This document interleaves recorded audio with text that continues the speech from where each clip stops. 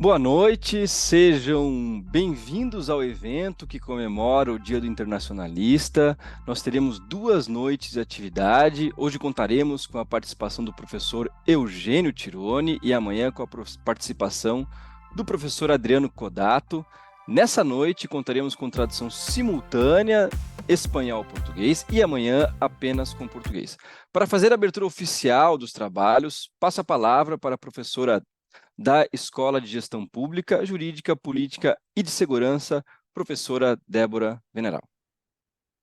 Olá, sejam muito bem-vindos ao evento da Ditadura à Democracia, Chile e Brasil. Com esse evento, os cursos de Ciência Política e Relações Internacionais oferecem aos seus alunos a oportunidade de ouvir especialistas renomados para discorrer sobre um assunto essencial à formação de bons profissionais desses dois cursos, considerando suas respectivas áreas de atuação. Agradeço em nome do Centro Universitário Internacional Uninter e ficamos muito lisonjeados com a distinta presença do nosso convidado estrangeiro, professor Eugênio Tironi. Muito obrigada. É um prazer recebê-lo em nossa instituição.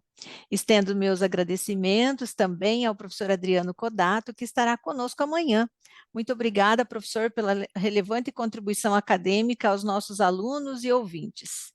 A realização desse evento resulta na proveitosa parceria entre os docentes do curso de Relações Internacionais e o setor de internacionalização da Uninter, da equipe Global Hub, liderada pelo professor Raul Pichler, a quem registro nesse momento meus cumprimentos e agradecimentos, estendendo-os também aos professores componentes dessa equipe, que é a professora Josiane Ribeiro, professor Glávio Paura e o professor Jason Dait, pelo apoio na realização desse evento.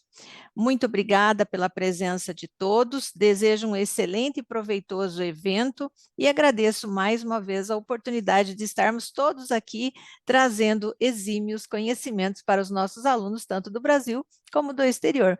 Muito obrigada, excelente evento e devolvo a palavra ao professor Frota. Bom, muito obrigado, professora Débora. Agora gostaria de convidar os professores Rafael Pons e Nathalie Hoff para compor esse evento conosco. Ambos são membros do nosso corpo docente e farão uma apresentação do tema e do nosso convidado. Boa noite a todos, eu sou a professora Nathalie, é um prazer estar aqui nesse evento de hoje, e acho que antes da gente, para que vocês possam conhecer melhor o nosso convidado, o professor Eugênio Tironi, eu vou fazer aqui uma breve apresentação para que vocês então possam ter noção do currículo do professor e como ele com certeza vai trazer uma fala que vai nos dar uma grande contribuição nesse dia de hoje. O professor Eugênio Tironi ele é doutor em Sociologia pela Escola de Altos Estudos em Ciências Sociais de Paris e é membro titular da Academia de Ciências Sociais, Políticas e Morais do Instituto do Chile. Ele foi fundador, diretor e pesquisador do Centro de Investigações Sociais SUR e investigador-presidente do CIEPLAN, Corporação de Estudos para a América Latina. Atualmente ele atua como pesquisador e professor na Escola de Governo da Universidade Católica do Chile, sendo membro do Conselho Consultivo, mas também já lecionou na Universidade Adolfo Ibáñez, na Universidade de Notre Dame e na Universidade Nova Sorbonne. Além de possuir diversas publicações de relevância na área, ele também atuou como consultor de instituições internacionais importantes, como a Organização Internacional do Trabalho, o Banco Interamericano de Desenvolvimento e o Banco Mundial. Além desse amplo currículo acadêmico e profissional, o professor Tironi também ele foi diretor de conteúdo da campanha pelo Não, no plebiscito de 1988, que pôs fim à ditadura de Augusto Pinochet no Chile, contribuindo ativamente para a consolidação da democracia chilena. Por fim, também cabe ressaltar que Tironi foi diretor de comunicações do governo do presidente Patrício Alvim. Agora eu acho que o professor Rafael Pons pode nos contextualizar um pouquinho sobre a temática desse evento. Olá, boa noite a todos. Bom, primeiramente eu gostaria de agradecer pelo convite, feito pelo nosso coordenador Guilherme Frizeira Loyola, que está de férias, não pôde participar dessa live, que foi toda orquestrada por ele.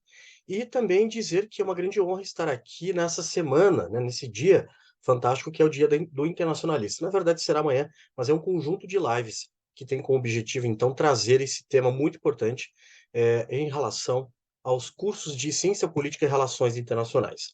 Então, na live de hoje, vamos explorar a trajetória da experiência democrática no Chile, a partir do ano de 1973, quando um golpe militar liderado pelo general Augusto Pinochet mudou o curso da política no país, resultando na queda do governo democraticamente eleito do presidente Salvador Allende. Durante os 17 anos seguintes, sob o regime de Pinochet, o Chile enfrentou desafios marcados por violações de direitos humanos, censura e repressão política. Foi um momento em que diversas formas de oposição e resistência surgiram no Chile, tais como alguns movimentos da sociedade civil, da Igreja Católica e pressões vindas da comunidade internacional. Enfim, todos unidos em busca de transformações no país. O que torna a experiência chilena notável é a transição pacífica e democrática que ocorreu no país, destacando-se o plebiscito de 1988, que marcou o fim do governo de Pinochet e o retorno à governança civil. Assim, veremos as lições valiosas que podemos extrair da experiência chilena, especialmente no que diz respeito à complexa interação entre fatores externos e internos no processo de democratização. Esta é uma oportunidade única de compreender um capítulo importante na história do Chile, reconhecendo sua relevância não apenas no campo de estudo das relações internacionais, mas também para a ciência política. Convidamos todos a enviarem suas perguntas no chat. Eu e a professora Nathalie ficaremos aqui traduzindo as questões, né, transformando elas em perguntas para vocês, para que o professor Eugênio possa responder. Tenha em mente que vocês escreverão em português e elas serão traduzidas para o espanhol, para que o nosso convidado possa ouvir as perguntas. Bom, pessoal, agora nós realizaremos a primeira troca de idioma. Portanto, a partir deste ponto, o professor Eugênio falará em espanhol e vocês ouvirão a tradução. Boa live a todos.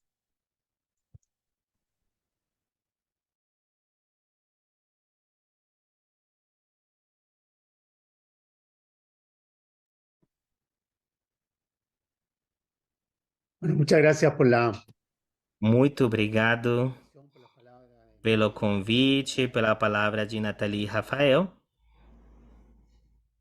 Yo voy a partir explicando un poco Eu quero começar quienes no- explicando um pouco quien para era quem está assistindo quem era Salvador Allende. Salvador Allende. Quem foi Salvador Allende? Una persona de una ciudad Ele foi uma pessoa de uma cidade próxima de Santiago, que era Viña del Mar, que estava no litoral. familia de clase media, Nasceu de uma família de classe média muy entroncada con la historia de Chile. e que estava muito próxima da história do Chile. Había una familia que participó sus antepasados en la independencia de Tinha Chile. a família fazia parte da independência do Chile, na história do país. Allende es una persona que Allende é uma pessoa que se forma escuela pública, na escola pública, que hace se servicio militar, estudou na escola pública, prestou serviço militar, que luego estudia medicina en la Universidad de Chile. Es médico. depois foi estudar medicina na Faculdade do Chile, se torna médico. Ele nunca exerceu, nunca se tornou médico prático, Luchador social, él siempre se ou nunca praticou a medicina. Ele é um lutador social, mais que político. fue parlamentario durante prácticamente 40 años. Foi parlamentar durante 40 anos em diferentes En área electoral locais do país. era un seductor de masas. Ele era sedutor de massas, de dirigentes e também de mulheres. Y muy, Ele seduzia a todos. eh, E muito talentoso também, tinha muitos talentos. y Foi candidato 4 vezes à presidência e ganhou no ano 70. tenía una No geral, era uma pessoa que tinha coalicional que me uma liderança buscaba, de coalição do que de messianismo. Ele constituía maiorias políticas e eleitorais justamente para conquistar o governo e fazer as mudanças sociais que ele estava procurando. que entendía su función como Com um objetivo de longa continuidade social. Ele não tinha um espírito de refundação, não estava pensando que a partir dele começava a história, Pelo contrário, que ele fazia parte de um histórico que vinha antes dele e que continuaria após ele, como ele falou nas palavras finais em 1933. Vem da profundeza do Chile. Ele diz quando foi escolhido no dia 4 de setembro esta que hoy germina es una larga jornada. de 1973, uma longa jornada. Eu tenho minha mão a tocha que acende aquilo que outros acenderam e lutaram pelo povo. Agora, isso é um traço que para nós, os jovens da esquerda dos anos 60, incomodava um pouco. Incomodava que fosse um lutador social, que um quadro político ou ideológico, incomodava isso. E que fosse independente, incomodava que ele estivesse sendo parte da história do Chile e não pela causa do proletariado internacional. E nesse sentido, Allende historicamente se identificava bastante aos longos líderes, ou aos conhecidos líderes sociais do século XX. Betancourt na Venezuela, da Torre no Peru, e Angular no Brasil. Angular no Brasil. E isso acontece nos anos 60, produto da identificação da Guerra Fria, da ofensiva para o progresso nos Estados Unidos. E isso faz que o programa que ele apresenta no ano 70, quando escolhido, é o programa mais esquerdista do que ele tinha apresentado nas suas anteriores tentativas. Allende, ele ganha no ano 70 por uma votação de uma porcentagem pequena de votos, 36%, e seu opositor, que foi Jorge Alessandri da direita, tem 35, alguma coisa. E nesse momento tiveram muitas ações para evitar que Allende fosse presidente da República. Uma delas foi uma manobra no Congresso para que a democracia não desse os votos que ele precisava como presidente. Isso, obviamente, fracassou. Teve uma tentativa de um plano B, que foi uma tentativa de sequestro do comandante em chefe do exército, que também fracassa e termina no assassinato. E o objetivo disso era culpar a esquerda e anular a eleição. Nesse sentido, eu acredito que é muito importante lembrar ou registrar que a subida de Allende como presidente da República é muito importante e um caminhar com força. O programa do Allende, mesmo que tivesse uma retórica de esquerda, que hablaba mucho de la clase obrera, que hablaba de los trabajadores, e falava contra o imperialismo, não falava da ditadura do proletariado. Essa ideia não estava para a gente, não falava da violência, não falava de criar uma força militar própria, nada disso que as pessoas de direita querem falar sobre ele, sobre seu governo e depois da morte dele, mas com uma retórica de esquerda. Era um programa focado nos programas das centro-esquerdas no mundo todo na época.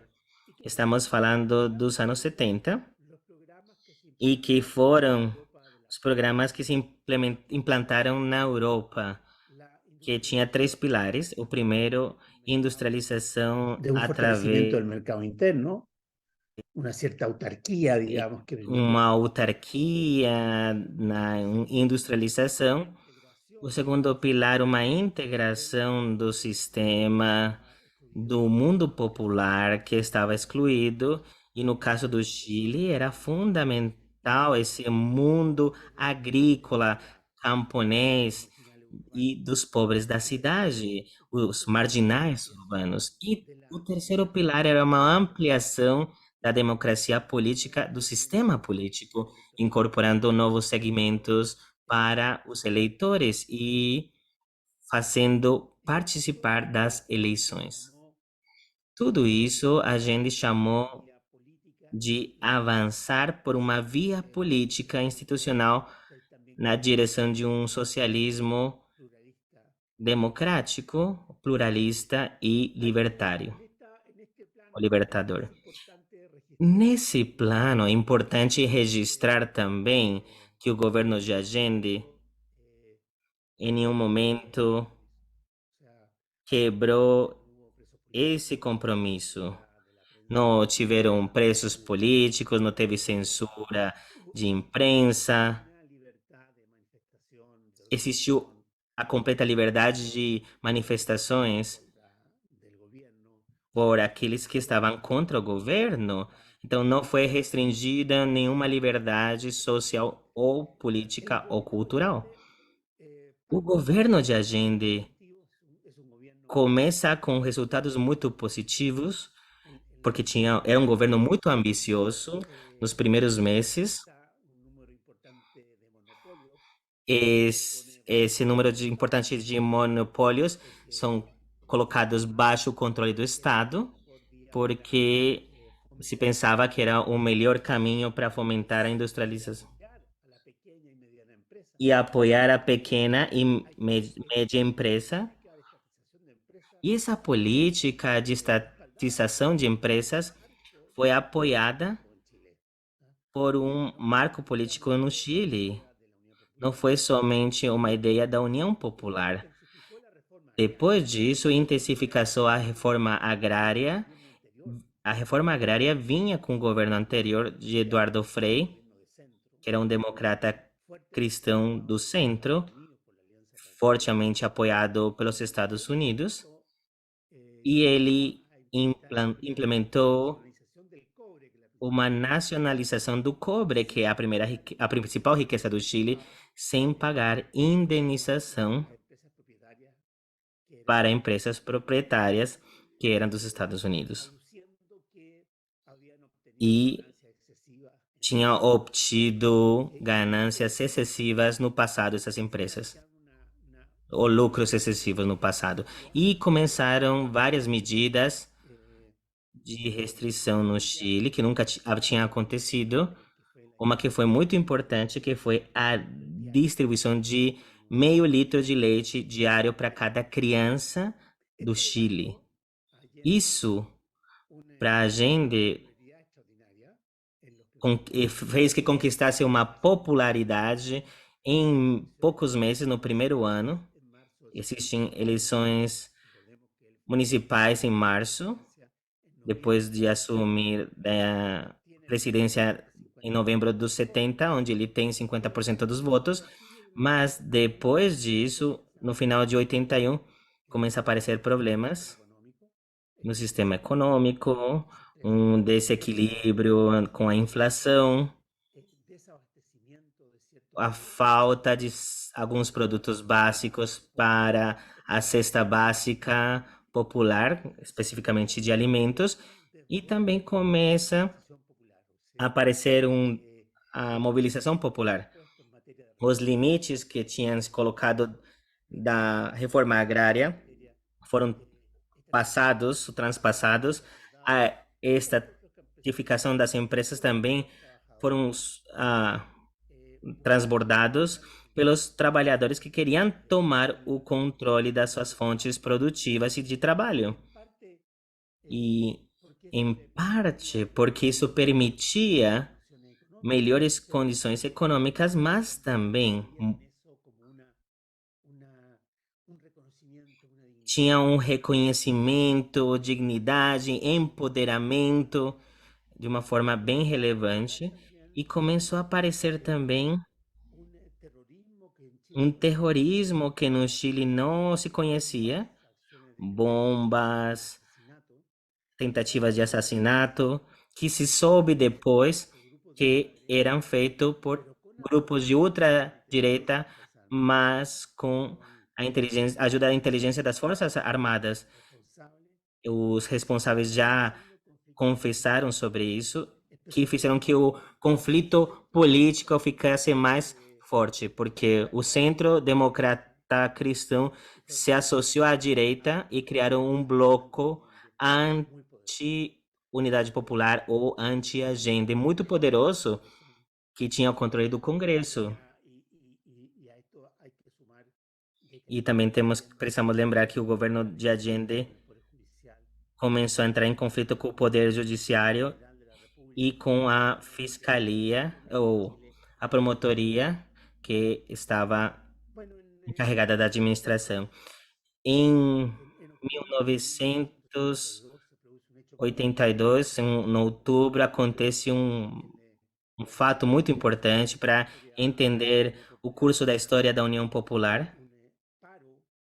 É uma paralisação, um paro dos donos de caminhões. Talvez no Brasil e no Chile já experimentamos muitas vezes isso, que parou o país por inteiro e teve o apoio da classe média, os pequenos comerciantes, junto com o apoio de grupos sindicalistas da mineração e do cobre. E esse movimento chegou a focar e provocar um caos na economia chilena. Allende, ele foi procurando por ajuda nas Forças Armadas e ele nomeou como ministros os comandantes da Força Armada, Força Aérea, Força Naval, Exército e também a Polícia do Chile. Teve uma pequena pausa e depois a tensão aumentou. Precisamos lembrar que no período de Allende, algumas circunstâncias econômicas complexas, porque a situação com os Estados Unidos, ele cortou qualquer tipo de crédito ou ajuda que existia ou qualquer investimento no Chile. Como Dixon falou, precisamos fazer gritar a economia chilena e eles conseguiram isso. E ao mesmo tempo, conjunto com isso, foi a crise do petróleo. Nunca o cobre, que é o principal recurso do Chile, teve um valor tão baixo que na época de Allende. Então, o Chile experimentou uma recessão econômica muito crítica, contando em conjunto os problemas da produção agrária, por aqueles paralisações, por aquelas tomas de terra, problemas nas fábricas por falta de suprimentos e pelo problema de gestão, de capacidade de gestão. Tinha uma situação muito crítica na economia e isso se refletia na sociedade e também no sistema político. Nessa circunstância, a gente procura chegar a um acordo com a democracia cristã, que era a principal oposição que tinha a maior quantidade de parlamentares, e com ela tinha muitas coisas que coincidiam. De fato, o programa de Allende e Radomiro, que foi candidato da democracia cristã em 70, praticamente eram idênticos. Tinha diferenças de execução, mas não de orientação. E procura um entendimento através da Igreja Católica que não foi em nenhuma direção. Não prosperou essa tentativa. E alguns falam que a culpa é da democracia cristã por não aceitar, por ser opositora, porque justamente o que aconteceu foi a entrega do controle do governo militar e também pelo próprio Allende, que acreditou que talvez poderia ganhar interpretado por la democracia cristiana. Eh, tempo ou também de fazer alguma coisa entre meio. E a gente acreditou que tinha mais tempo disponível do que realmente ele tinha.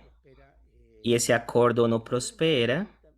E também aconteceu que o Allende não tinha o apoio da sua própria coalição política para existir um acordo com a democracia cristã. Ele estava dependendo do Partido Comunista, mas não teve o apoio do seu próprio partido. E talvez existiam pessoas na União Popular que não vinham, talvez com muita preocupação, a ameaça de uma ruptura ou uma quebra democrática. Eles viam como uma situação necessária para avançar uma revolução socialista. Eles não estavam dispostos, então, a entregar à Allende um cheque em branco para procurar uma trégua com a democracia cristã. Então, tem essas forças de esquerda e ultra-esquerda que,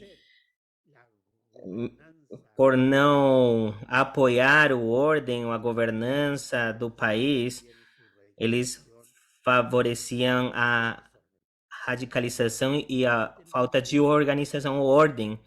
Precisamos entender também que estávamos vivendo um momento de muita polarização, não somente da classe política, mas da sociedade também. Isso nos casais, nas famílias, nos bairros, nos empregos, nos trabalhos, e muitas das quais tinham quebrado por conta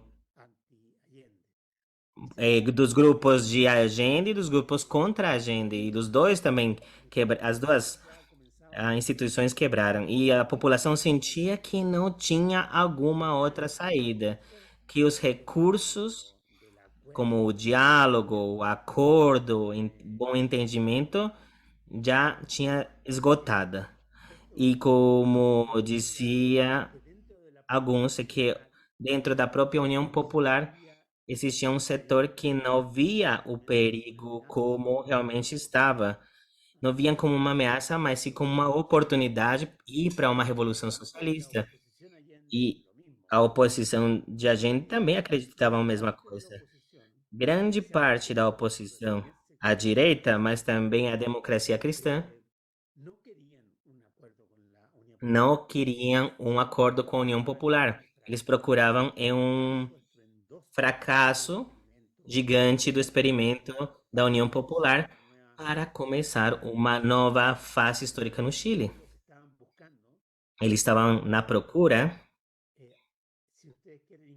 Se vocês querem aumentar a discórdia, quer aumentar a crise e o conflito, para pôr final aquilo que foi o longo ciclo do estado de compromisso que tinha sido inaugurado no Chile desde os anos 30 e que demonstrava uma crise nos anos 50 e que se tentou corrigir com um modelo de direita, fracassou, depois com o governo de Frei também fracassou e agora era uma nova tentativa com a Allende.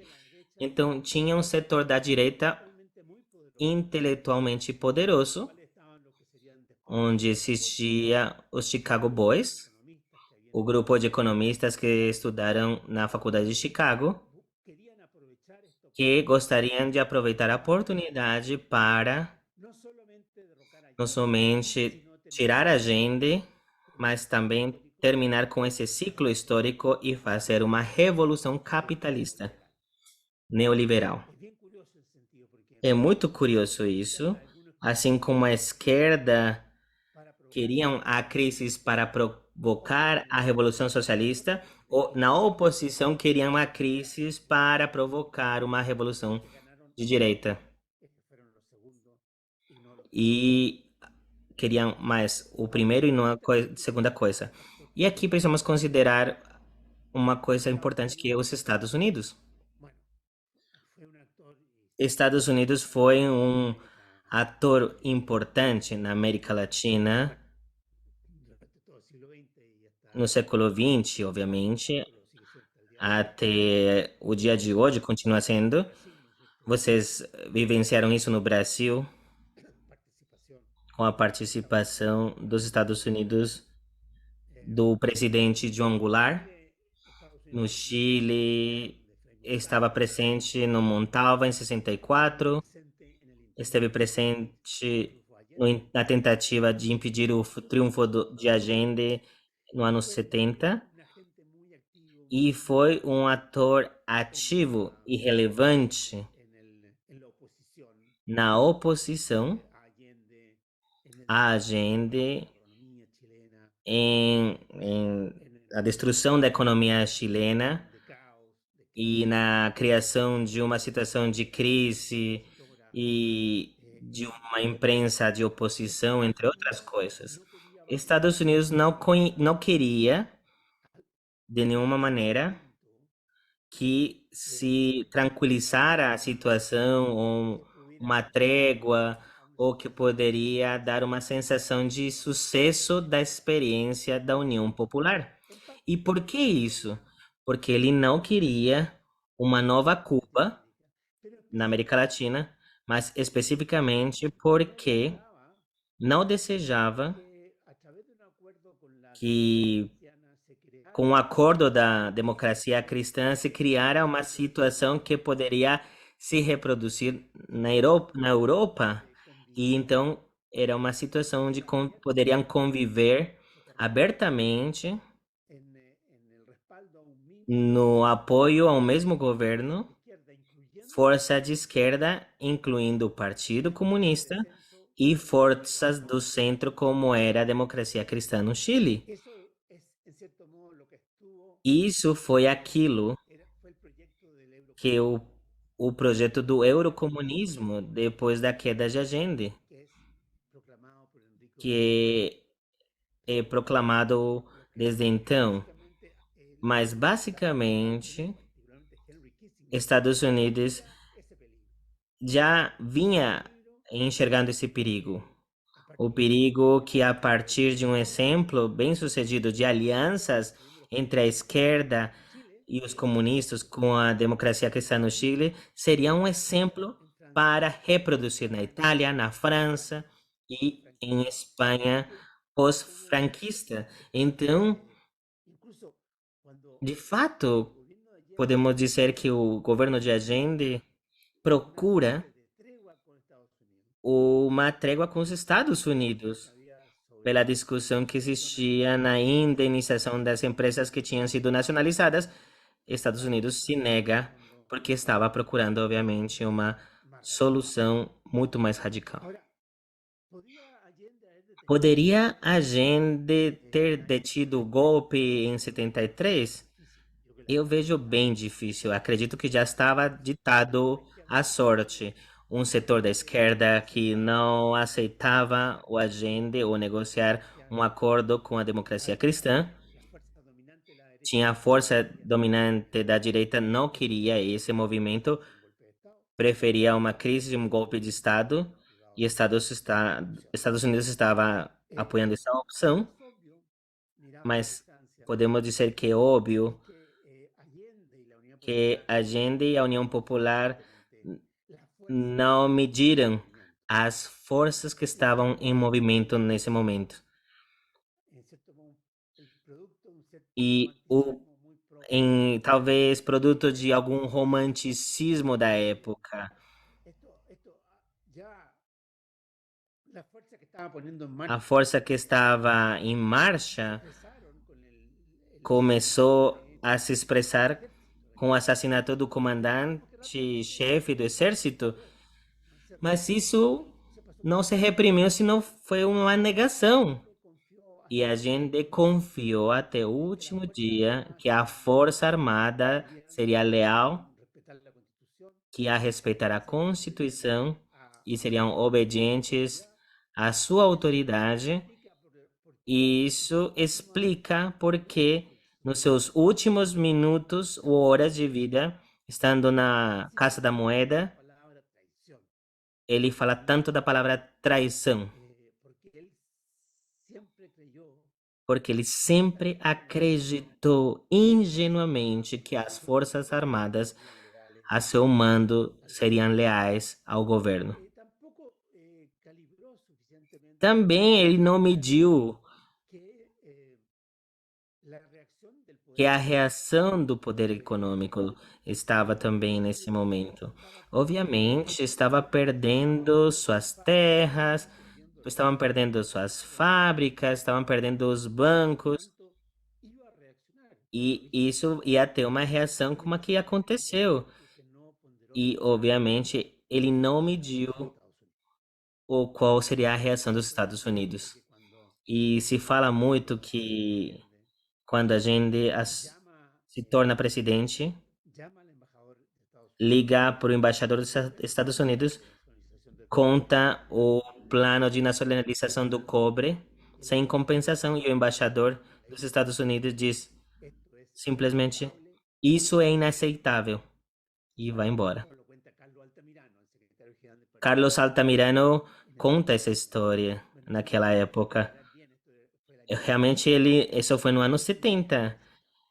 E que significava inaceitável. E a gente descobriu isso no 11 de setembro de 72.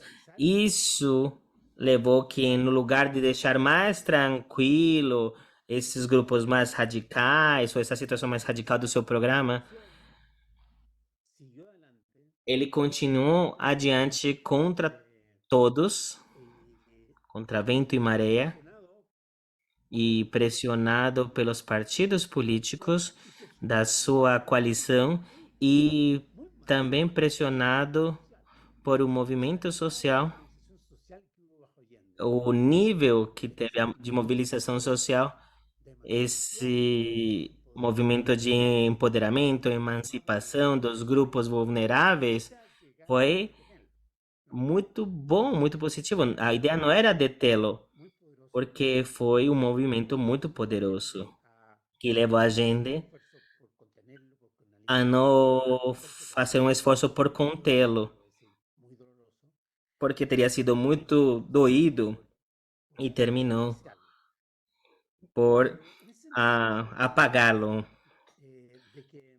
E aqui poderemos dizer que o 11 de setembro de 73 foi o final de um estilo de desenvolvimento, de um tipo de democracia, de um jeito de ser sociedade que tinha se pensado no ano 30 e que estava tentando andar, mas dava alguns tombos, e começando com o centro, e que não teve resultado, mas que, no geral, precisamos entender que as coisas são desse jeito.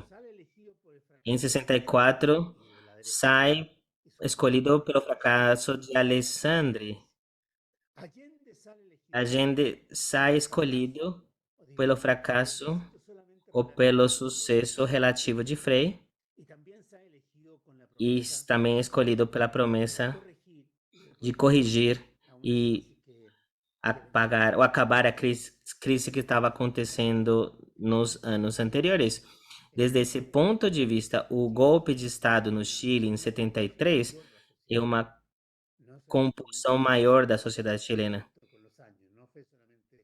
Não foi somente uma mudança da classe dirigente, sino foi muito mais profundo, e uma coisa que não foi uma surpresa para ninguém, como já falei em algum momento, que já tinha uma situação de desespero ou de falta de esperança, porque não tinha soluções pelo acordo ou negociação, já era uma ruptura e alguns pensaram em uma guerra civil e não sabemos quanto isso poderia acontecer, porque as massas se dividiram.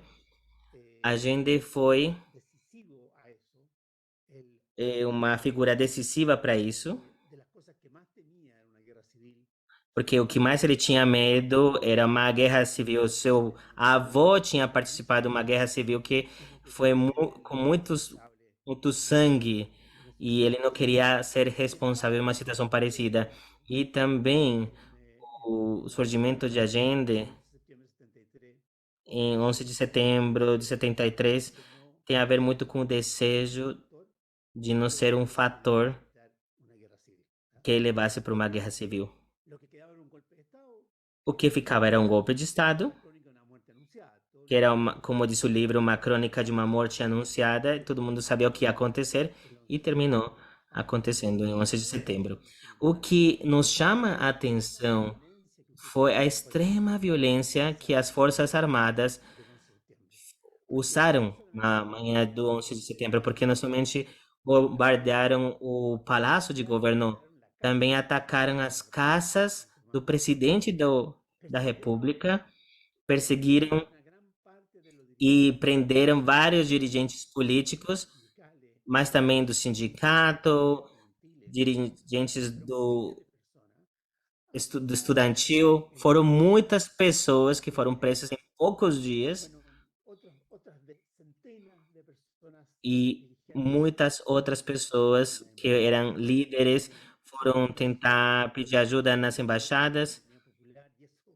Tudo que tinha a ver com a União Popular foi tentado de ser apagado.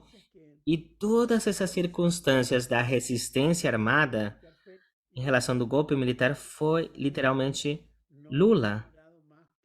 Não demorou mais do que uma hora de poucas pessoas próximas da Casa de Governo que tinham fuzis e armas, que seria a única capacidade de resistência.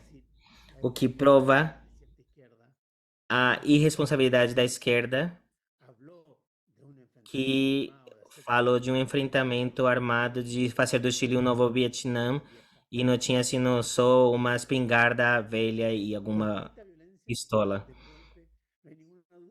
Mas não temos dúvida de que os militares queriam dar um sinal de força para evitar qualquer resistência, mas existia um temor de que alguns grupos e setores da Força Armada mantivessem a fidelidade da Constituição.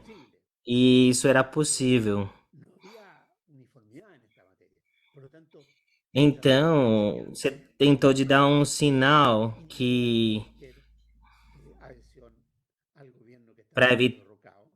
para que não existisse nenhuma união ao governo que estava sendo retirado no momento, mas também,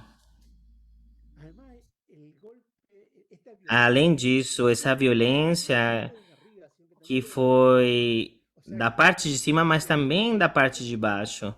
Nós tivemos donos de empresa que promoveram que as forças armadas, que a polícia prendesse e matasse os líderes sindicais. Os donos das terras que participavam com a polícia na apreensão e a morte de dirigentes, os camponeses, tudo isso tinha a ver com um ressentimento, um ódio, um medo que vinha não da parte de Allende, mas antes dele. E que, se a gente tenta procurar a origem disso,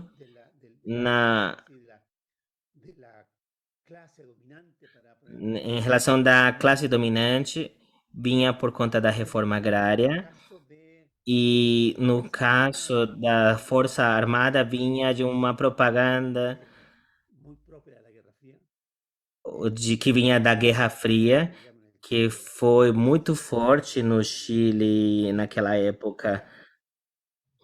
lo importante además de O esta importante dessa violência de golpe é que muy teve consequências muito longas.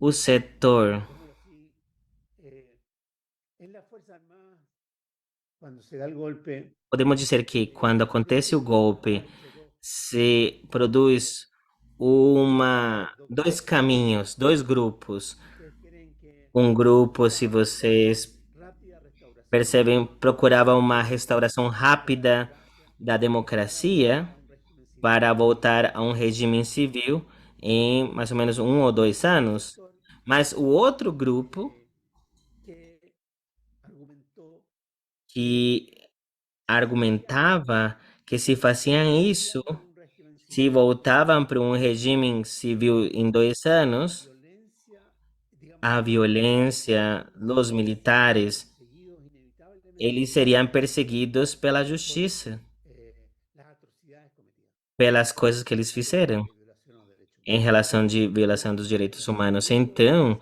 o argumento que foi criado, o que empregaram, vocês, senhores militares, precisam se manter muitos anos no governo até que isso seja esquecido, Se olvida su origen. até que se esqueça a origem. E, no segundo lugar, precisa produzir uma revolução que esteja Bombardeo a la moneda.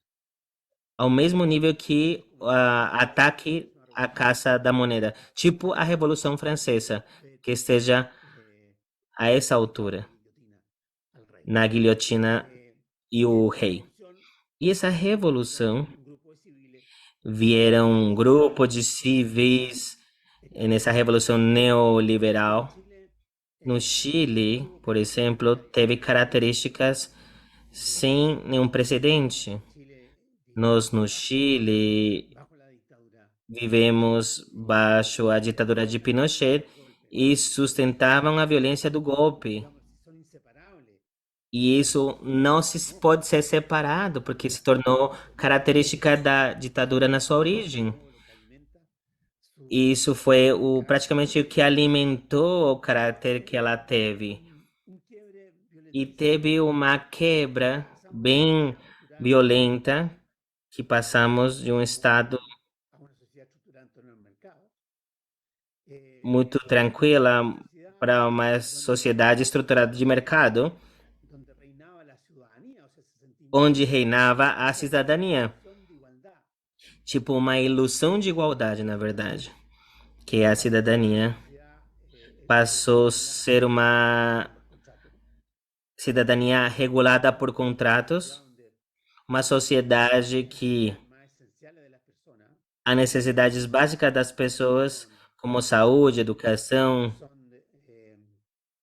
aposentadoria, contratos estão estabelecidas por contratos individuais privados, de prestadores de en la cual la idea de privados. comunidad, la noción de comunidad, E a noção, a ideia de comunidade, igreja, família, sindicatos e partidos arrasada por un fomento foram radical del individualismo, apagadas por uma ideia radical. una sociedad, digamos, muy Então passamos a viver em uma sociedade da ética católica que buscó ser estructurada bajo una ética com uma estrutura baixo uma ética protestante. obligar Se vocês me perguntam o que significa o golpe de Estado no Chile, de una foi sociedad que miraba a passagem de uma sociedade que olhava como proyecto como uma utopia, um projeto de Europa, a uma sociedade que começou a olhar utopia, destino, Estados Unidos. bueno, termino diciendo que, bueno, E eu concluo dizendo que mucho en este já se discutiu bastante nesses dias, muy conmovedor que foram bem comovedores del recuerdo de los 50 pela lembrança dos 50 anos da morte de Allende, de Estado. da União Popular, do golpe de Estado. Se ha conversado mucho respecto a la figura. Se tem falado muito sobre a figura de Allende. ¿Acaso como ese como foi dito, como um parlamentar, como presidente de um governo frustrado, que ele não consegue seu objetivo, ou como aquela pessoa que tem um papel heróico que ele fica na moeda para defender a Constituição e seu compromisso de respeitá-la. Não temos nenhuma dúvida que as três coisas estão em conjunto e que finalmente temos que lembrar na história da humanidade e na alma das pessoas é o gesto final. Isso que faz uma pessoa comum como um herói, um suposto herói como um miserável. Isso ficou gravado na história do mundo. Uma pessoa que resiste em defesa dos seus princípios, da Constituição, que não aceita essas transações absurdas, ofereceram esse dia de manhã de sair com sua família para o México, ou seja, ofereceram fórmulas para salvar a sua vida. Ele ordena sair da moeda da sua esposa, quem não tinha capacidade para usar uma arma ou se defender, e também pediu para que outros saíssem para contar a história. Um líder que pede os seus seguidores não se sacrificarem em vão, ele tira a sua vida com a finalidade de pôr em si próprio a responsabilidade por essa situação, de lidar ou dar qualquer estímulo ou justificação para uma guerra civil. E esses momentos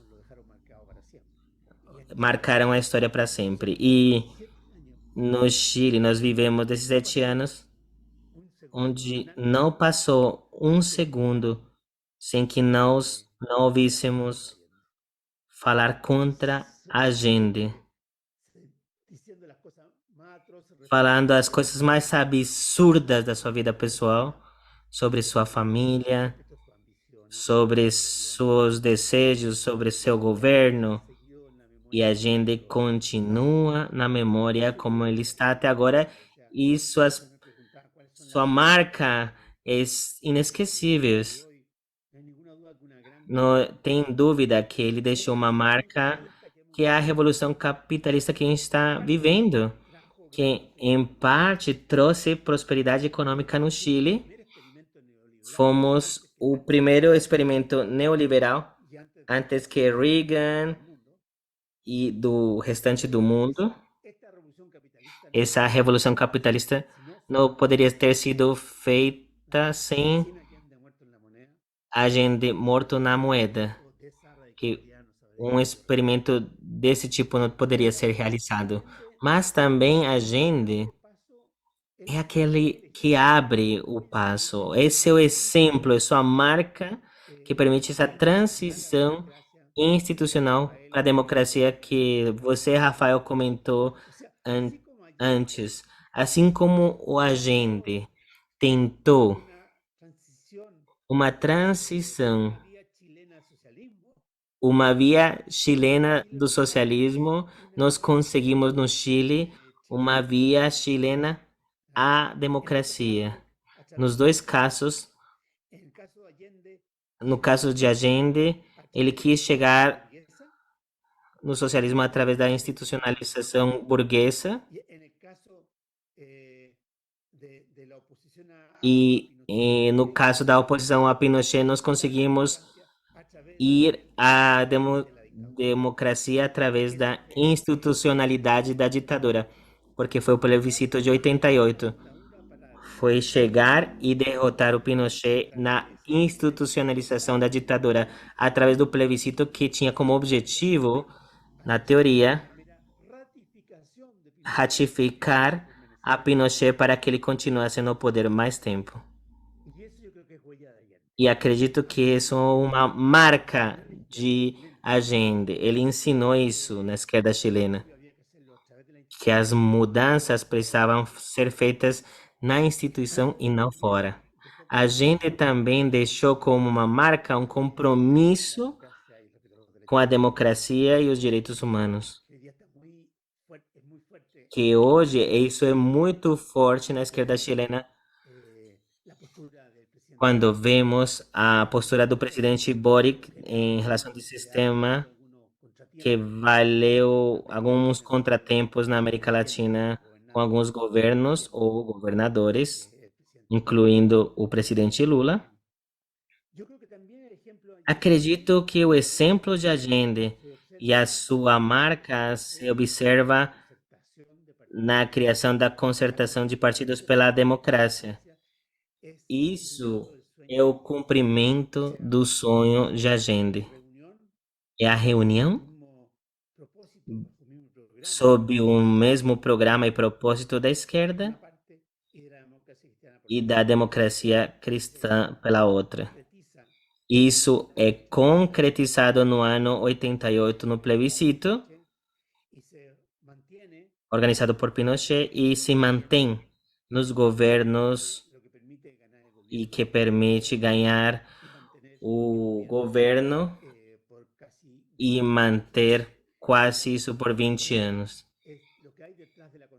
O que tem por trás disso é que não é possível um programa de mudança estável sem reunir as 2/3 partes da metade, sem reunir a esquerda com o centro e deixar isolada a direita. Não é possível, sino com um programa moderado, pouco a pouco, que garantisse a governança. Eu poderia dizer que nessa concertação se juntou o Partido Comunista com a presidenta Bachelet, e acredito que foi uma parte da herança de Allende.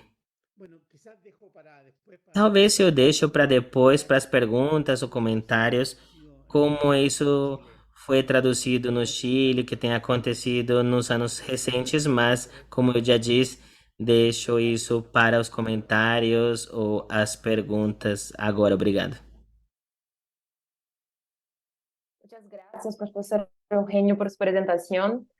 A partir de este momento, iniciaremos la Muito sesión. obrigado, professor Eugênio, por sua apresentação. E agora vamos iniciar um debate das pessoas que nos acompanham em YouTube. Vocês vão ouvir as perguntas em espanhol. Vamos fazer uma pausa no final das respostas. A partir de agora, vamos fazer a segunda troca de idioma e vamos falar em português com o público.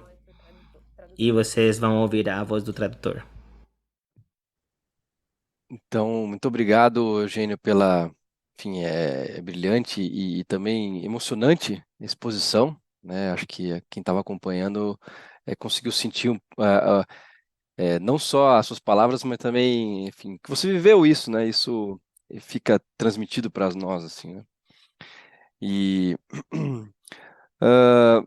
agora, então, pessoal, a gente vai passar para as perguntas, tá? Vocês escreveram em português no chat. Eu vou repassar as perguntas para a nossa equipe de tradução. O professor Eugênio responderá em espanhol e vocês vão ouvir a tradução para o português. Por essa razão, ao final de cada pergunta e ao final de cada resposta, nós vamos fazer uma breve pausa. São apenas alguns instantes para que a equipe de tradução possa trocar os idiomas.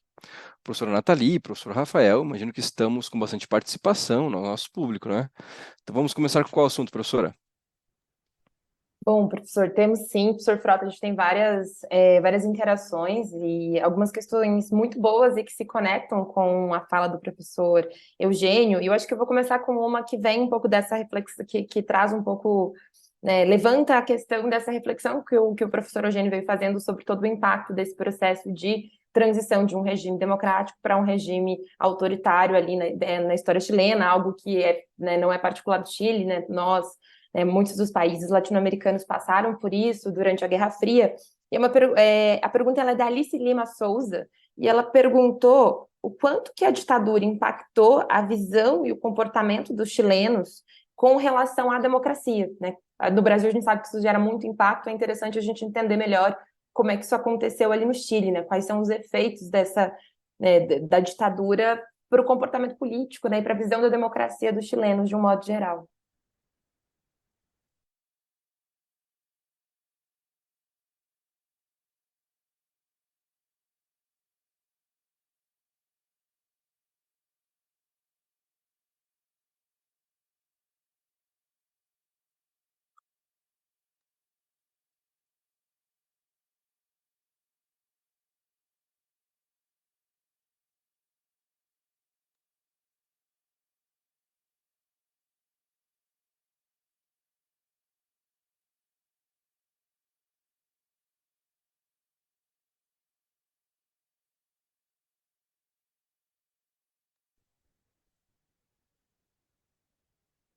Professor Eugênio, se você tiver escutado a professora Nathalie ou a tradução, você já pode daí responder, professor, tá bom?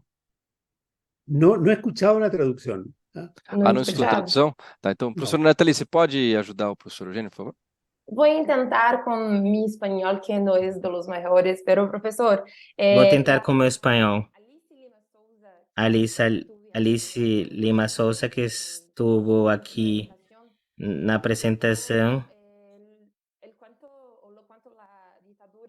quanto a ditadura impactou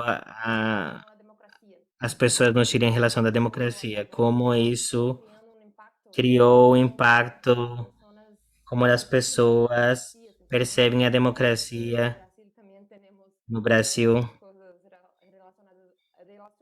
relacionadas ao impacto da ditadura. Entendido, entendido. Muchas gracias. Algo había entendido, pero no. Eu tinha entendido alguma coisa, mas não o suficientemente. Impactou bastante, Impactó mucho esto en la izquierda. impactou isso bastante na esquerda. Yo diría que y hablaría. E eu poderia dizer que, em conjunto com o valor da democracia e dos direitos humanos também, como uma questão, em qualquer circunstância, como limite da situação política, nisso foi uma contribuição, um ideal entre a esquerda, uma esquerda marxista, com a Igreja Católica na defesa dos direitos humanos. Mas acredito que impactou a direita.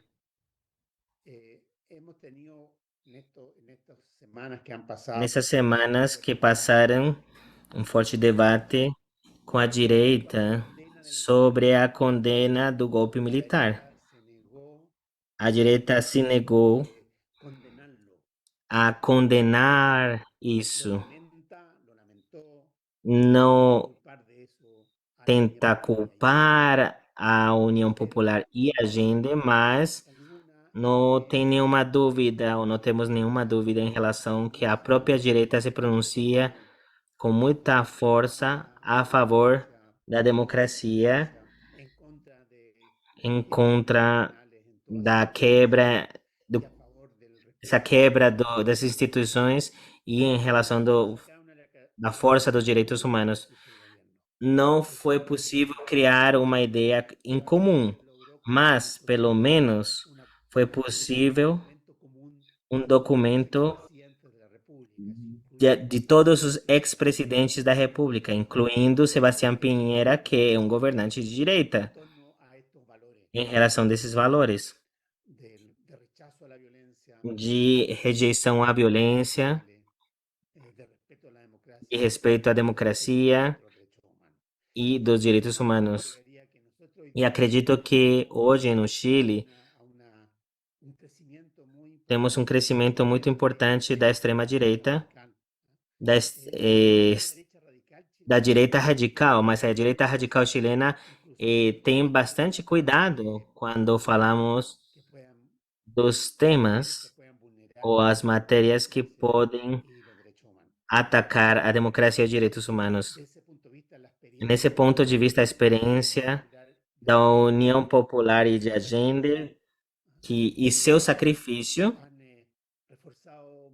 reforçou bastante o sentimento democrático do chileno.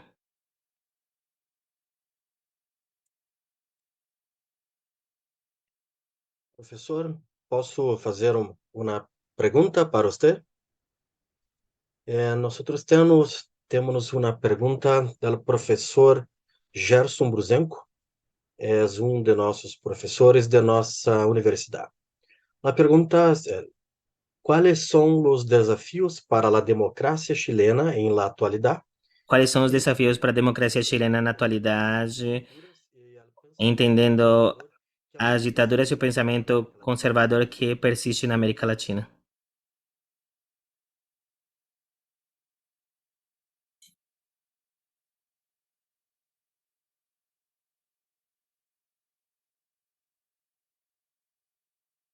Nosotros en Chile Nós, no Chile, tuvimos el año tivemos no ano 2019 un quiebre muy uma con nuestra convivencia ruptura grave na convivência de lo que llamamos aquí el por estallido, conta una protesta social da protesta social, do protesto social que não esperávamos, muy violenta que foi muito violenta e destrutiva por grupos y que por tuvo alguns grupos masivo de la población. e que teve um apoio da população. Esto demostró la fragilidad de la Isso democracia mostrou a fragilidade da democracia chilena e do modelo dessa democracia chilena, no fue capaz de porque não foi possível canalizar representar e canalizar destructiva essa situação destrutiva e esse incômodo, e do modelo também, porque que descobrimos este modelo contractualista al cual me que refería, esse sistema que eu mencionei de pôr toda a responsabilidade en los individuos, nos indivíduos e nas suas relações, cuando no hay un crecimiento económico quando não fuerte, existe um crescimento econômico cuando no se forte cumple el e sueño quando não se cumpre o que fue sonho posible hace 10 años, meritocrático como começou no Chile se vuelve muy há 10 anos, se vuelve insoportable. ele vira insuportável e leva a esse tipo de Los riots estouros, a veces que son estallidos que uno ve también que são uma explosão, España, como aconteceu, aquí alcanzó una dimensión ou um estampido que já aconteceu em outros países. Foi uma situação extrema nacional. llevó a decir Isso levou a uma situação que precisamos corrigir o sistema democrático no Chile. todos los partidos políticos. E foi um acordo de todos os partidos políticos Fines del año 2019 no final do ano 2019 e foi estabelecido fabricar una nueva constitución. de criar uma nova Constituição. Sometió esto a votación de la población. Isso foi submetido a uma votação da população. 80% das pessoas falaram que estavam de acordo. De una convención constitucional Se fez uma comissão de mudança constitucional. al sistema político y a los partidos políticos. Foram escolhidas pessoas que não eram do sistema político, trabalharam um ano, levaram uma proposta Muy radical, muy muito radical, muito inovadora, muy profunda. bem nacionalista e foi rejeitada no final Por un 62% de los votos. por 62% Del año pasado. dos votos. Isso foi o ano passado. E depois foi escolhido novamente. Os partidos políticos se juntaram para continuar com o sistema ou com o processo de fazer uma nova Constituição. Se eligió una nueva E convención foi escolhida uma nova convenção para sorpresa de todo el mundo, que, para a surpresa de todos, la extrema derecha. ganhou a extrema-direita, Quiso que nunca quis que está mudar a Constituição, que está tranquila com a Constituição, mas eles ganharam esta elección y hoy día essa eleição e eles dominam hoje o Conselho Constitucional. estamos en medio de ese proceso Estamos no meio do processo, con muchas dificultades. com muita dificuldade, La más extrema, porque a direita mais extrema digámoslo así, eh,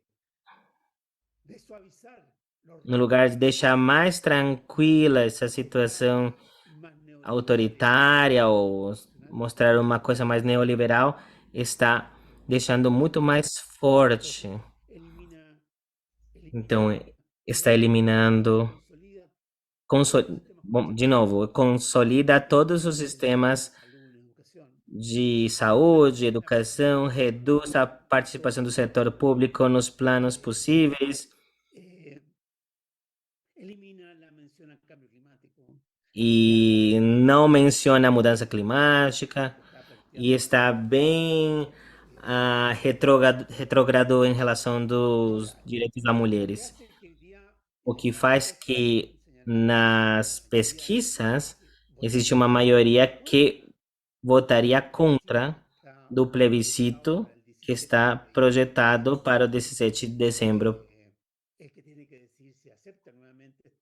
que tem que responder se aceitam esse novo projeto ou rejeitam.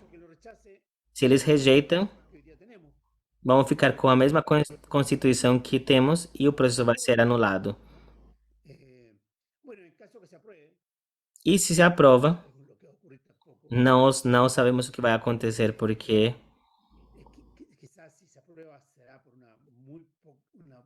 se aprova, vai ser uma diferença bem baixa, porque talvez a proposta tenha uma pouca legitimidade. E estamos em um processo de reconstrução, em um processo de reajustes. Estamos no meio de uma situação econômica difícil pós-pandemia, com um governo jovem e de esquerdas que apresenta um grande pragmatismo e grande compromisso com a institucionalidade. É um governo que não se mexeu nem um pouco sobre as regras democráticas e que tem uma postura forte em relação aos direitos humanos, interna e internacionalmente. Então eu poderia dizer que se me perguntam qual que é o principal desafio da democracia no Chile, é estabelecer novas regras que permitam ganhar em legitimidade no sistema político que perdeu bastante nos últimos anos. E a partir disso, acordar nos atores políticos algumas reformas que estão sendo deixadas para trás há alguns anos em relação de aposentadoria, saúde e sistema tributário. Esses são os grandes desafios no panorama político dentro de uma trajetória que nós, como chilenos, podemos sentir-nos satisfeitos porque a gente enfrentou muitas crises, como a de 2019, e situações bem inesperadas, como foi a rejeição do projeto de Constituição, e em nenhum momento tem sido dito por ninguém de pular as regras da Constituição. E as Forças Armadas continuam no mesmo lugar que estão. E conseguimos sair desse cruzamento em uma jornada de mais democracia e não menos democracia. Muito obrigado, professor Eugênio. Você falou da Constituinte e da importância de aprovação. Eu gostaria de fazer uma pergunta que tem a ver com isso. Acredita você que a recente campanha do plebiscito para a nova Constituição cometeu algum erro estratégico comparada com a campanha do No que você fez parte e um dos nomes importantes dessa campanha?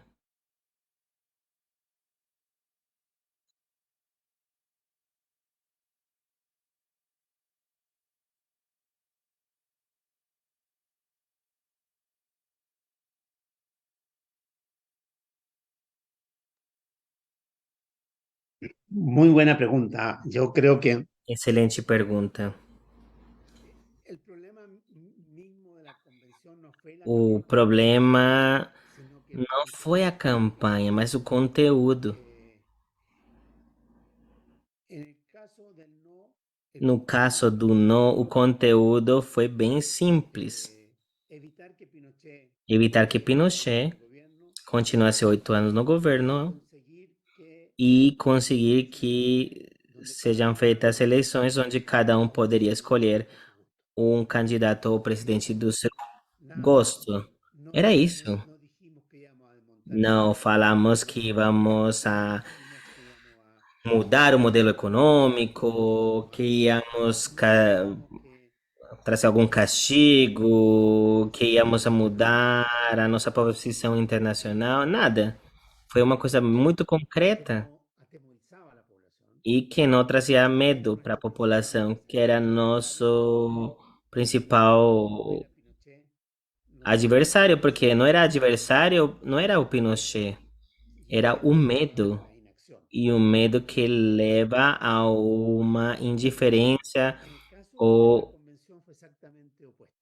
uma passividade. Se E propuso agora foi bem diferente, porque se propôs na Constituição era uma coisa muito nacionalista. más extensa y É a más Constituição mais que se ha pensado jamás. comprida, ambiciosa, que nunca antes tinha sido pensada na história da humanidade.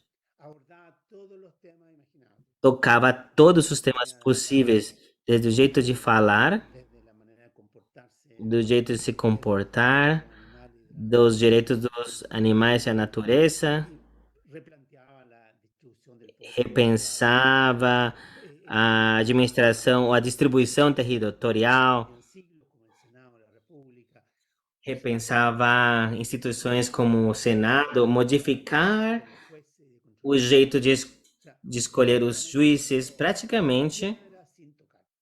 não deixou nenhuma Eso coisa generó intocada. Isso gerou mucho temor en la población. muito medo na população. Y temor a que le cambiaran el país en el que había nacido. E medo de mudar o país completamente onde tinha nascido, que ia modificar costumes, ia modificar a bandeira. Também foi um mito, né, de que virava um país plurinacional e isso foi muito bem aproveitado pela oposição ao novo projeto constituinte, alimentando os medos que tinham uma base real. Foi muito parecido ao que foi feito com a Allende. E isso fez que os chilenos e as chilenas, e dessa vez foi obrigatório e não voluntária, saírem de todos os locais do país e foram votar contra uma proposta que ameaçava a população. O engraçado é que hoje esse mesmo sentimento estão em relação de uma proposta que é aquela que está sendo feita, que é o oposto à anterior.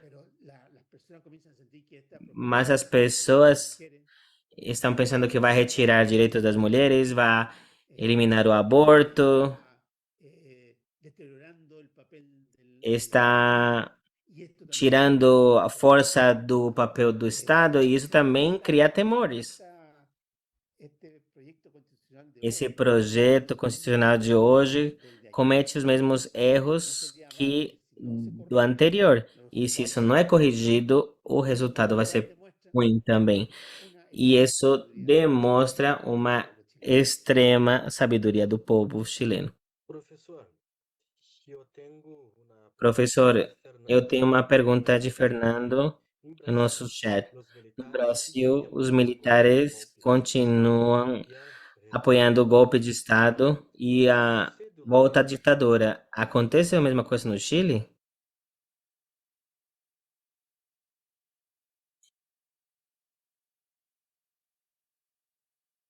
Mi respuesta es no. Minha resposta é não. En Chile, No Chile, recordemos que Lembremos que a transição à democracia é feita com Pinochet como comandante-chefe do exército.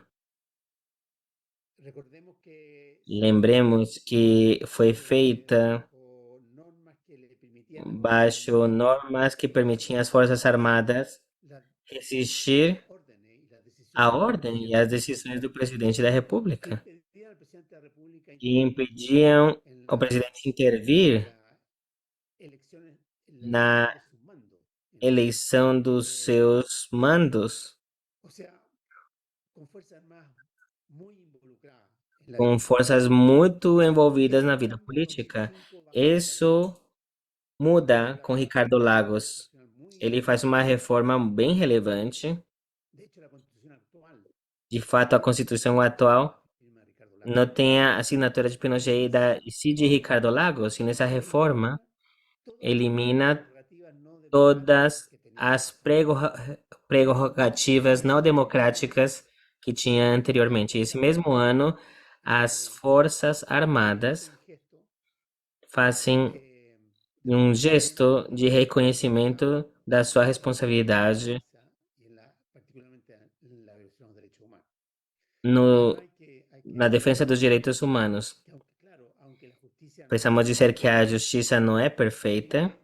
No Chile, nós tivemos um número muito forte ou importante das Forças Armadas e outros mandos que têm sido condenados por violação dos direitos humanos e muitos deles têm sido detidos e vão se manter até a morte. De fato, esse ano, a Armada do Chile fez um ato muito forte simbolicamente. Foram com os sobreviventes, os familiares dos que foram detidos no extremo sul do Chile. O comandante-chefe da Armada foi com eles para um evento de memória do que foi essa experiência onde ele pede perdão. Nós não temos, nesse sentido, nem forças armadas que participam como atores políticos ou que sejam uma ameaça para o governo. De fato, um exemplo disso é que as Forças Armadas foram ocupadas como respaldo da polícia para a situação de outubro de 2019 e também foram utilizadas para essa situação. As Forças Armadas, eles fizeram uma protesta dizendo não queremos ser utilizados como repressão contra a população civil. Nós não estamos em guerra com ninguém, que foi a resposta ao presidente Pinheira, que tinha dito a noite anterior que estamos em guerra contra um inimigo poderoso. E as Forças Armadas também foram chamadas pelos governos a apoiar a polícia em relação da violência e na área Mapuche do sul do Chile. Mas as Forças Armadas, novamente, estão de acordo com esse papel. Temos Forças Armadas muito profissionais que não querem sair desse lugar.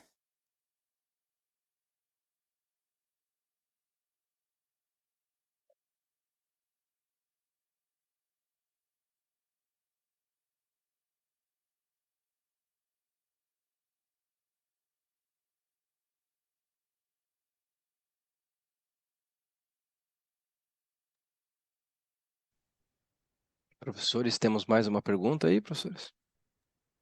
Tenemos.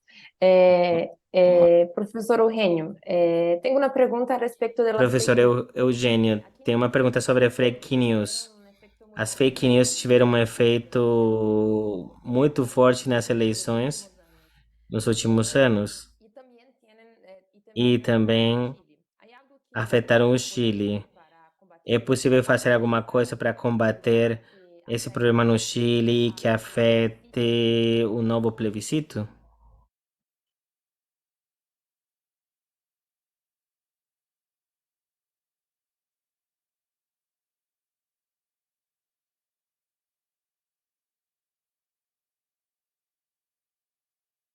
Pues yo francamente creo que no hay nada que se pueda hacer. Eu acredito que não pode ser feito nada, porque qualquer resposta ou antídoto é pior que a doença, porque restringe a liberdade e pode virar uma forma de censura. E eu prefiro os riscos que tem a mentira. A mentira é uma coisa nova, não é produto das redes sociais. Isso existe desde que nós somos humanos. Simplesmente Medio, y además se encubrían é uma situação que aproveita. Antes tinha uma roupa mais novel, mas o uso da mentira tem sido mais forte nas redes sociais, mas não é um invento moderno. E é muito curioso porque normalmente o quem sai derrotados dos eventos eleitorais fala que é fake news e quem triunfa ficam calados. Quem os partidários, por exemplo, eu, da proposta da Convenção Constitucional, temos dito que é consequência da fake news. E, de fato, existiram muitas fake news. Em qualquer mundo atual acontece isso. Hoje, a extrema-direita, que controla esse plebiscito, está acusando a esquerda de criar fake news para tirar o prestígio e do trabalho que estão procurando fazer com a nova Constituição. Eles estão tentando se antecipar uma justificativa da sua falha, ou possível derrota. Hoje temos que aceitar que uma campanha eleitoral, toda a força vai ocupar redes sociais, vai procurar exagerar algumas coisas e esconder outras, vão procurar ridiculizar o adversário e o sucesso depende não somente de quem faz isso melhor, e se de quem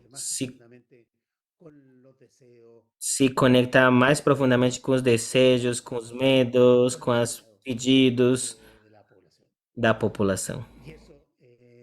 E isso é muito difícil de antecipar. Professor Eugênio, uma pergunta de Guilherme. Qual que é o principal desafio dos partidos políticos no Chile para enfrentar o liderazgo autoritário que encontram eco na sociedade civil?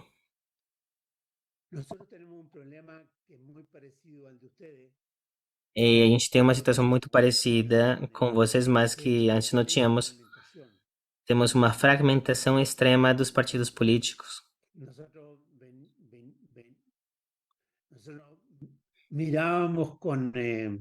Nós enxergávamos com uma distância o que acontecia no Brasil, que tinha tantos partidos políticos que deixava tão difícil encontrar um acordo e que muitas vezes para encontrar esses acordos a gente ia ou vocês iam para a corrupção.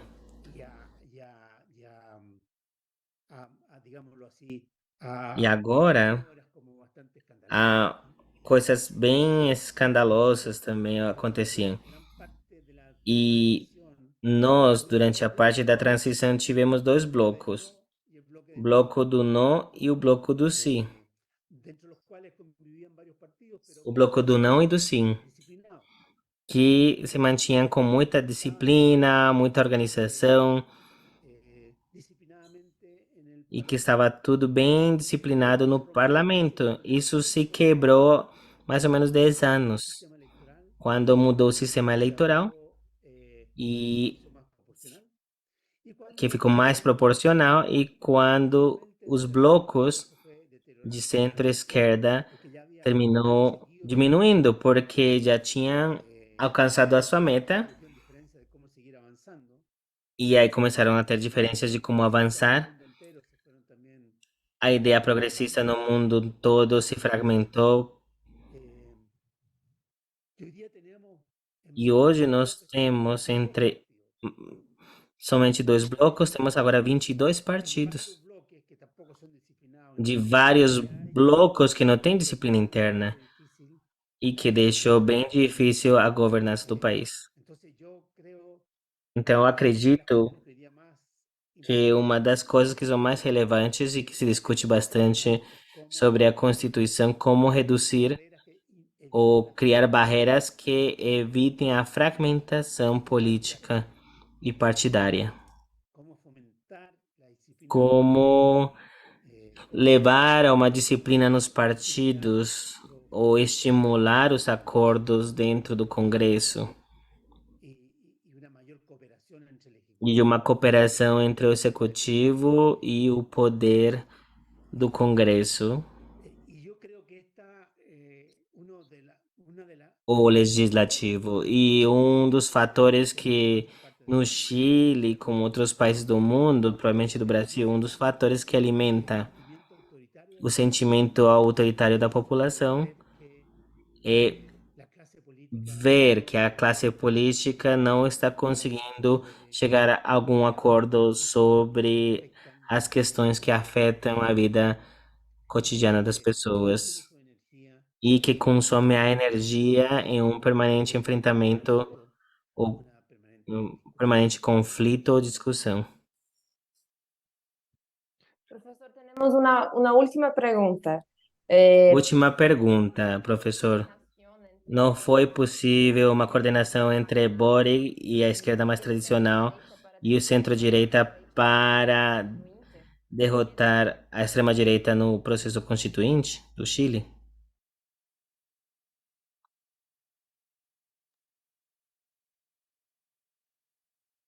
Muy buena pregunta. A ver, Excelente pergunta. Entre Boric, que é a nova esquerda, que é o tipo Podemos, da Espanha, o Partido Comunista, que faz parte da aliança de Boric, e a velha esquerda, como social-democrata, que no Chile seria o Partido Socialista, já existe uma coalição. Já tem uma parceria, uma aliança. De fato, o governo atual está feito por esse conjunto. O que ficou por fora é a democracia cristã. Hoje é um partido pequeno que está fora, mas não está na oposição. É um partido que está em um ponto intermediário entre o governo e a oposição. Na convenção e no processo atual, na convenção passada, melhor, os partidos ou representantes da esquerda estiveram representados por dirigentes sociais, não por representantes de partidos. E esses dirigentes sociais, muitos vinham da luta dos direitos humanos, a ecológica, foram totalmente intolerantes em relação da direita e como tinha a maioria, nunca entraram em um acordo. Esse é um fato. Os representantes dos partidos de esquerda, sobretudo mais tradicional, procuravam promover um entendimento com a direita para dar legitimidade à proposta, mas foi um fracasso. Pelo peso dos dirigentes e pela influência da nova esquerda, que foi muito radical. Agora, o que está acontecendo atualmente, os papéis mudaram. A esquerda é minoritária, mas a esquerda tem procurado um acordo com centro-direita sobre em relação da ultradireita, mas também fracassou. O centro-direita votou praticamente em todo, exceto em um ponto, que é muito relevante, mas em um único ponto, que tem a ver com o direito ao aborto. Votou separado da direita radical. E eu vejo uma coisa impossível que a centro-direita possa votar e criar uma aliança com a esquerda sobre a Constituição, não somente porque existem diferenças, algumas coisas que são irrecuperáveis, mas isso vai mudar radicalmente o cenário político.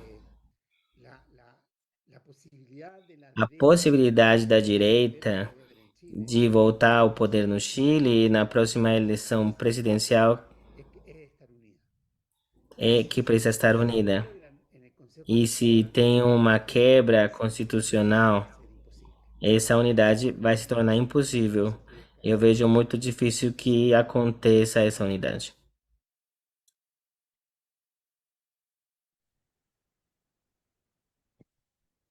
Bom, então, muito obrigado pela participação de todos que nos acompanharam aqui pelo YouTube.